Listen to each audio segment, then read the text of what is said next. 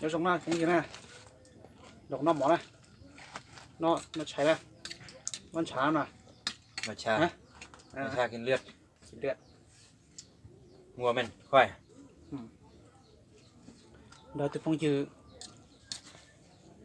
รอน้องช้านะช้าสดๆเลยนะช้ายุ่งเลยนะ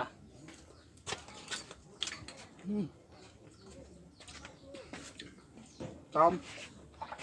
ใครอยากอะไรจอมเพียรเอาไหนมองเนี่ย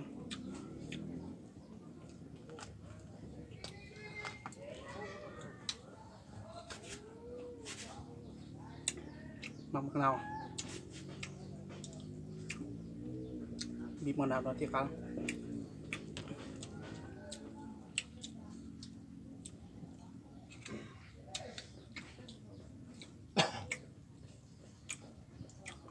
ฉายั่วนะ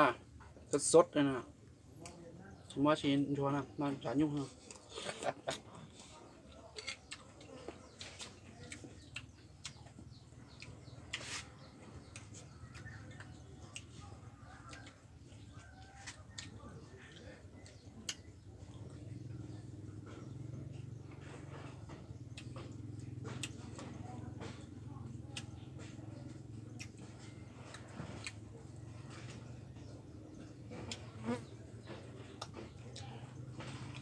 ไม่ใช่เกิดเป็นหัวแถว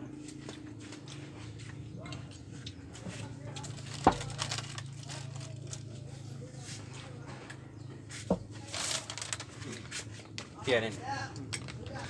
จะเป็นหัวใจเพียง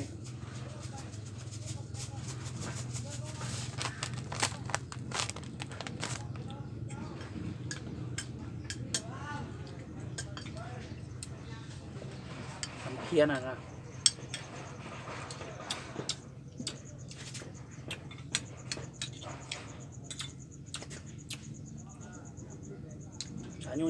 ฉันยุ่งนั่นละ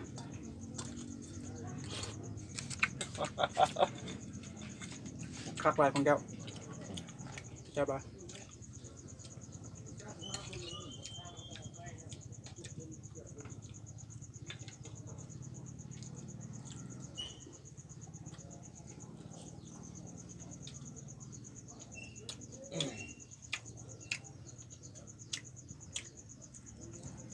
กับหน่วยของเป็น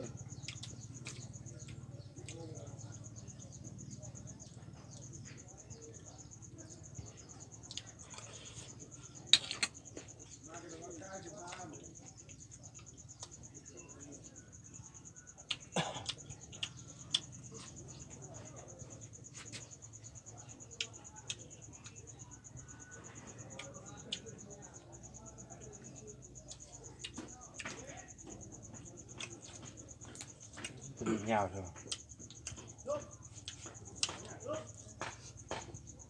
สามตัวผมพูดได้หมา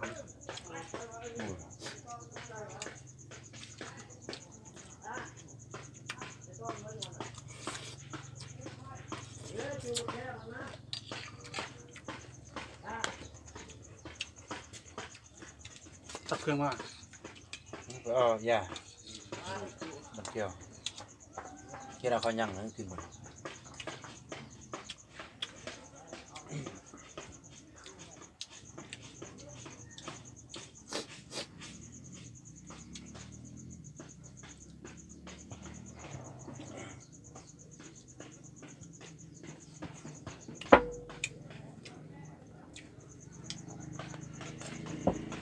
แกนี่จะรุ่นนะรุ่นนะ ก็น้อง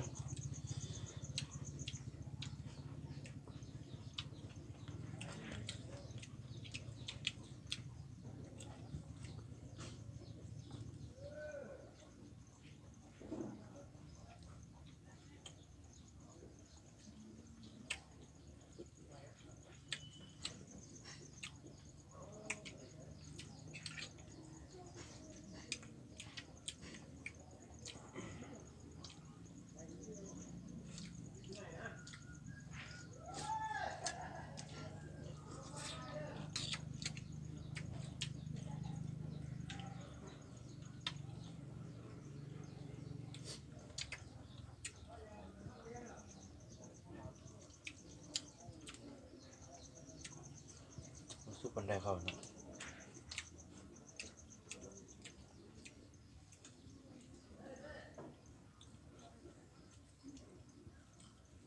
ลิ้นมาเนี่ย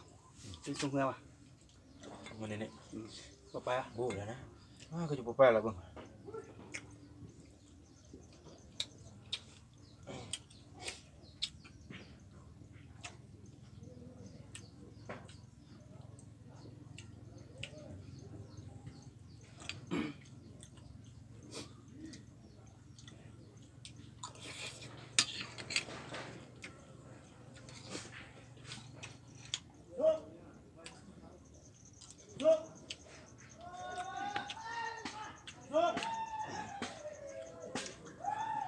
แบบเข้าในน้ำดีๆเนาะ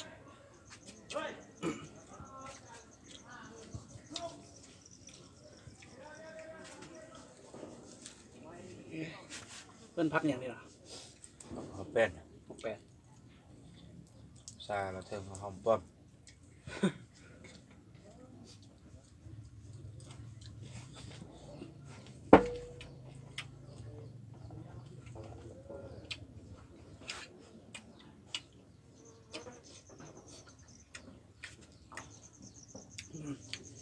นอนชั้นเดียวนะกลางนั่นนะมันส่งนอกเกนะกูได้จุ่มของจิมพลองนอกเกนะ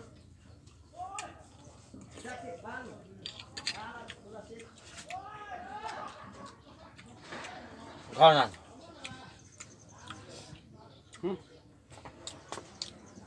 เดี๋ยวจับไปครับ เนี่ย มาให้กินข้าวอ่ะ nha qua hô bái cái em bà hạp xài rồi tấm bát này đương ngân mất lần này เอาไปด้วยงานไปด้วย chắc nói nào nào làซื้อ bát này ở đây thôi ạ ngân mà đi mất rồi tiếng khẩu căn trong này thôi hả vậy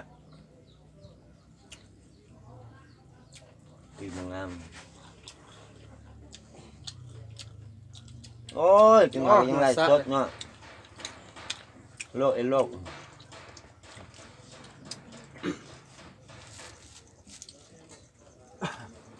nhớ cay rồi ลิ้นนะ đấy là hàng không xào đi tuầnเขาพ่อแม่เขาไปจ้างกินอยู่นะอยู่นั่นมั้ยโรงงานมั้ยไม่ไปเขาสวนได้ขาเป็ดขาไก่กินสวนเอา โอ้เผ็ดเนื้อหอ แพ ม งกว่า เนื้อสะกินข้าวกับเนื้อเงือกเสียบไหม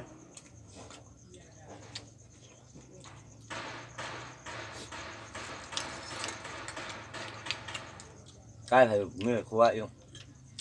thế này qua chỗ mà ha อะไรอันนองใหม่ mình như con chứ qua chỗ mà thế này của khóa พอจะเกมเราอ่ะ tôm tiên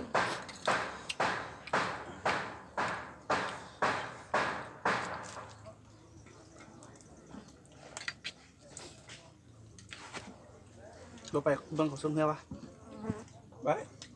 มีแต่ไปสวนเนาะมันก็ติดมันก็ต้องนั่นแหละ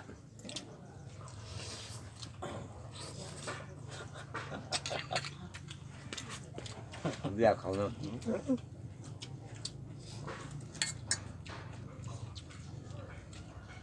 ตอนแรกพ่อแม่มายุกบอกไปหาเอ็กเอาจิรวมเหลืองเฮ็ดทองให้เฮ็ดควันมืออื่นมาเฮ็ดมันเนี่ยอื่นดิมันนี่กรรม ปัดไป คนกู เป็นคนนึง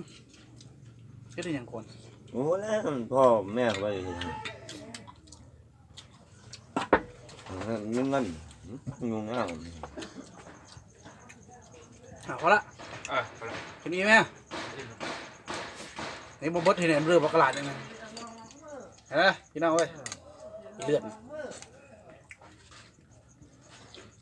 หัวสด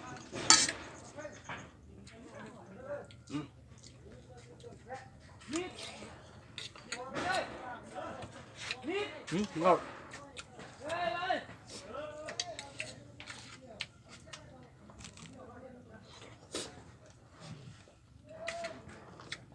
ถั่วนะ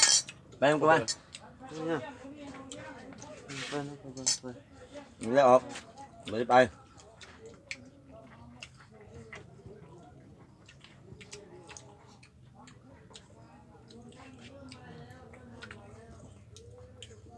หาน้องจับ ตัก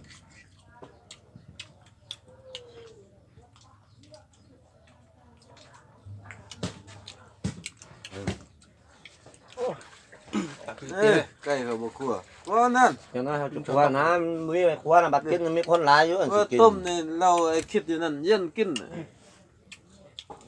ล้วนว่า จังผมมีไปคว้าเบิ่งยังไงต้อง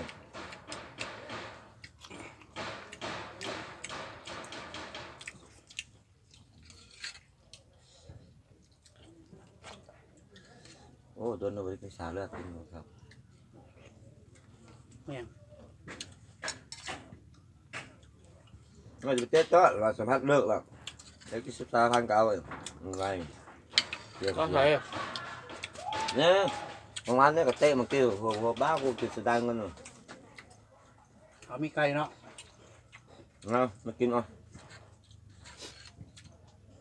แล้วยังแก้มเราอีก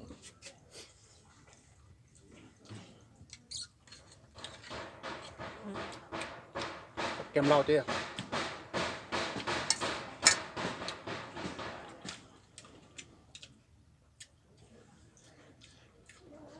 ต้ม เดี๋ยวจะพูดอยังไงจอนตอนน่ะชิมชีด้วยดีแล้วนะ